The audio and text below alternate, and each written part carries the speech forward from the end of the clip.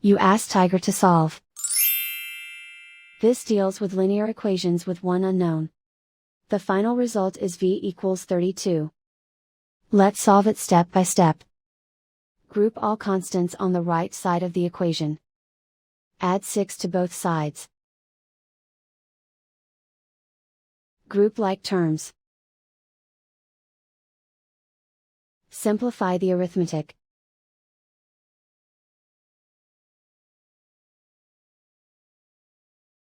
Isolate the v. Multiply both sides by 16. Group like terms.